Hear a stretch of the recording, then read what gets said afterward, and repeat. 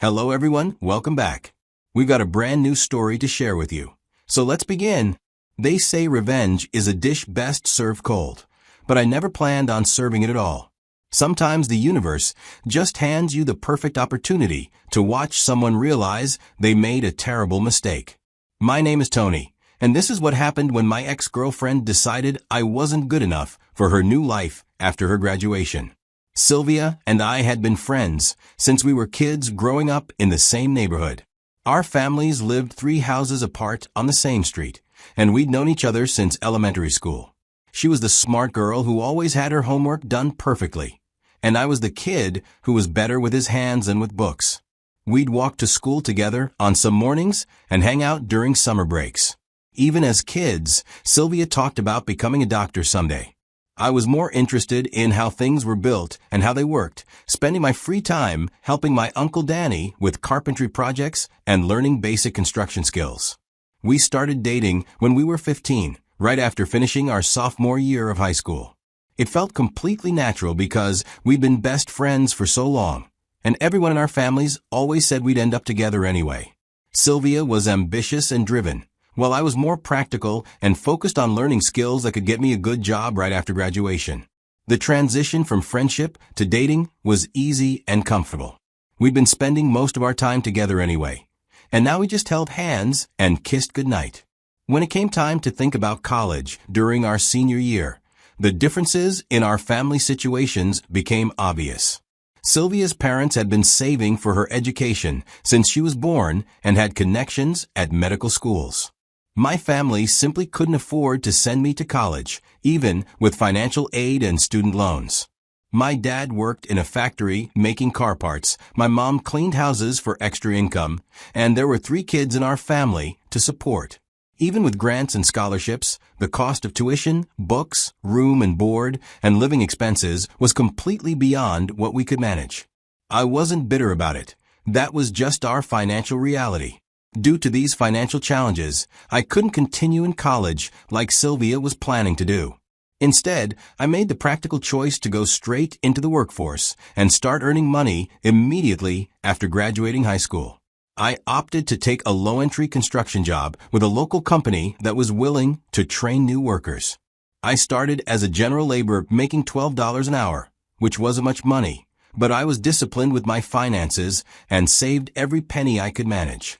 I lived at home with my parents, drove an old pickup truck, and didn't spend money on anything I didn't absolutely need. While my friends were going off to college and partying, I was getting up at 5 a.m. to be on construction sites by 6 a.m.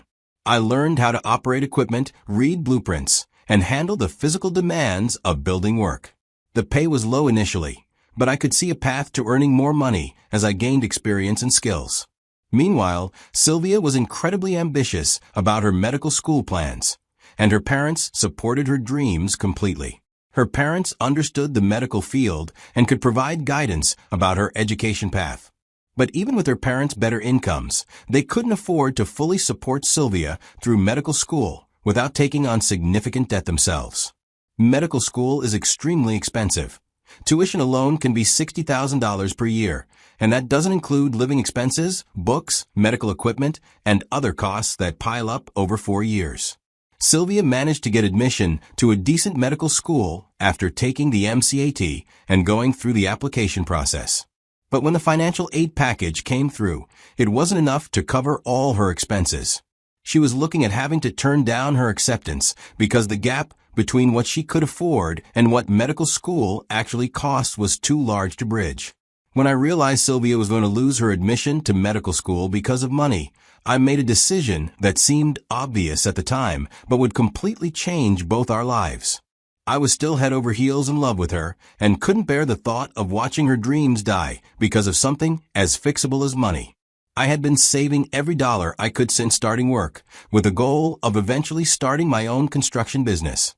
I'd been putting aside money for tools, a work truck, business licenses, and all the startup costs that come with going independent. It wasn't a huge amount by medical school standards, but it represented everything I had worked for since graduating high school. I decided to sacrifice my business dreams and put aside my own goals to use all my savings to cover Sylvia's bills and help her get through medical school. I believed it was an investment in our future together as a couple. Once she became a doctor and started earning a physician's salary, we'd both benefit from her success, and maybe then I'd have the resources to start my own business. What started as helping with her living expenses and textbooks quickly turned into something much bigger and more expensive. Medical school tuition was incredibly high, and the cost of living in the city where her school was located was much more than what Sylvia could handle alone, even with my help. While Sylvia was in medical school, the financial demands became overwhelming. I wasn't just paying her rent and buying groceries. I also ended up co-signing some of her private student loans because her credit score wasn't good enough to qualify on her own, and her parents had already borrowed as much as they could. Co-signing those loans was a massive financial commitment for someone making construction wages. I was legally responsible for tens of thousands of dollars in debt if Sylvia couldn't pay them back after graduation. But I believed completely in our love and our future together. This level of financial support was a lot for me to handle on a construction worker's salary, but I believed in love above everything else. Sylvia had told me countless times that we would be together forever, that she'd never forget what I was doing for her education, and that we were building something that would last our entire lives together. For 4 years, I worked overtime every week I could get it, took side jobs on weekends, and lived as cheaply as possible, so every extra dollar could go towards supporting Sylvia's medical education. I drove the same old truck, wore the same work clothes until they fell apart, and never bought anything for myself that wasn't absolutely necessary. After many years of working hard to assist Sylvia financially and emotionally, she finally graduated from medical school. I was incredibly proud of her achievement and felt like all our sacrifices had been worth it. She was officially a graduate, and we could finally start building the life together that we'd been working toward for so long. Sylvia's graduation party was held at her parents' house the weekend after the ceremony. Her extended family came in from out of town, her medical school friends were there, and everyone was celebrating her incredible achievement. I felt proud to be there as her boyfriend, knowing that I'd played a major role in making her success possible. But at the graduation party, Sylvia humiliated me by dumping me in front of everyone in the most cruel way imaginable. I had gone to the restroom to relieve myself, and as I was walking back toward the main party area, I could hear Sylvia talking to her family about her future plans. She was telling her parents and her sister that she was planning to leave me now that she was almost a doctor. She thought I was out as she spoke, but I came back quickly after using the restroom and could hear her say clearly, "I'm a doctor now. I need a husband who matches my new life." No offense, but a construction worker isn't it? Sylvia was explaining to her family that she'd outgrown our relationship and needed to find someone more appropriate for her new professional status. She talked about wanting to date other doctors or professionals who could understand her career and move in the same social circles she'd be joining. It was after making this statement that Sylvia turned around and saw me standing there, and she immediately realized I had heard everything she just said about dumping me. The conversation stopped completely, and everyone looked uncomfortable knowing that I'd overheard her plans to leave me. Maybe Sylvia expected me to cause a scene or get angry and start arguing with her in front of her family. But I had learned from years of construction work how to stay calm under pressure and not let emotions control my actions. I kept completely composed, forced a smile onto my face, raised my glass, and said clearly, "To Sylvia, may success bring you everything you deserve." Then I finished my drink, congratulated her parents on their daughter's achievement, and left the party without saying another word to anyone. I drove home in complete silence, processing what had just happened and what it meant for my future. In the days that followed the graduation party, Sylvia didn't call or text me at all. It was like our relationship had ended completely at that moment when she announced to her family that she was leaving me. She made no effort to apologize, explain herself, or even acknowledge what had happened between us. I wasn't surprised by her silence, but it still hurt to have someone I'd loved and supported for so many years just disappear from my life without any real conversation about what we'd meant to each other. It felt like she'd used me to get through medical school and was now discarding me like I'd never mattered at all. About a week after the graduation party, I received a phone call that changed everything. The loan servicer and financial verification officers tied to Sylvia's medical licensing process reached out to me directly because they needed information and documentation related to the private loans I had co-signed. They explained that as part of the medical licensing process, they needed co-signer confirmation for several things: proof of my income and financial stability, contact verification to make sure I was still reachable, and formal acknowledgement that I was still legally responsible for the loans Sylvia had taken out. This was all standard procedure for new doctors who had co-signers on their educational loans. The medical board and licensing agencies wanted to make sure that all financial obligations were properly documented and that there were no irregularities that could affect a new doctor's ability to practice. I didn't immediately respond to their requests for information and documentation. After what Sylvia had said at her graduation party, I wasn't feeling obligated to jump into action just because she needed my cooperation to move forward with her career. I took some time to think about the situation and what my options were. Legally, I was still responsible for the loans regardless of our relationship status. But that didn't mean I had to make things easy for someone who had just publicly humiliated me and thrown away years of love and support. It quickly became apparent that Sylvia had suddenly realized her mistake in the way she'd handled our breakup. She couldn't get rid of me as cleanly as she'd thought because my cooperation was required for her licensing process. Without my prompt response to the verification requests, her loan refinancing was stalling, which meant her financial clearance for her medical license was being held up. This was going to create a serious problem for Sylvia's career launch. She might have successfully graduated from medical school and earned her degree, but she couldn't actually practice medicine or start her residency program without completing the licensing process and financial clearance requirements. At first, Sylvia sent me a casual text message. "Hey, I think you got a call from a board about my paperwork. Can you please call them back when you get a chance?" She was trying to sound normal and friendly, like nothing had happened between us at the graduation party. When I didn't respond to that first text, she sent another one the next day. "This is actually pretty urgent. I need you to confirm the loan information with the verification office. It's holding up my licensing process." Her tone was becoming more direct and anxious. Then the phone calls started one after another, as the deadlines for her paperwork were approaching. Sylvia's tone shifted dramatically from polite and casual to desperate and panicked because her entire career launch depended on my signature and cooperation with the verification process. I could tell from her increasingly frantic voicemails that she was starting to understand the position she'd put herself in. She'd assumed she could just walk away from our relationship without any consequences, but now she realized she still needed me for something important. I didn't scream or insult her. I simply decided to wait and see how desperate she would become. I had all the power in this situation, and I wanted her to fully understand that. Every hour that I didn't respond to her calls and texts was another hour of panic for Sylvia. She was probably imagining her medical license being delayed, her residency position being given to someone else, and her having to spend months restarting the process months after. When I finally did pick up the phone after letting her call for several days, my words were calm and measured. "You said you didn't need me anymore because I'm just a construction worker. Now you're calling me nonstop, begging for help. What exactly changed in the last week?" Sylvia immediately started rambling about how she needed me to please confirm the loan information with the servicer so her licensing could move forward.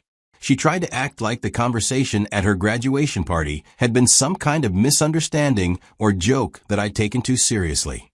She explained that the medical board was requiring all co-signers to verify their information, and without my cooperation, her licensing was on hold. Sylvia begged me to call the verification office back and provide whatever documentation they needed to clear her financial background check. I listened to everything she had to say, and then I told her calmly that I would be happy to confirm the loan information with the servicer, but only when we reached an agreement about her repaying me for all the money I had spent supporting her through medical school over the past years. I explained that since she no longer wanted me in her life and felt that I wasn't good enough for her new status as a doctor, it seemed fair that she should pay me back for the financial investment I had made in her education when I thought we had a future together. Sylvia was desperate enough to agree to almost anything at that point. She knew that if she refused my terms, she would have to find a new co-signer and reapply for loan verification, which would cost her months of delays and waste all the money she'd already paid for the current application process. So she agreed to my demand for repayment, probably thinking it was a small price to pay to get her medical license and start earning a doctor's salary.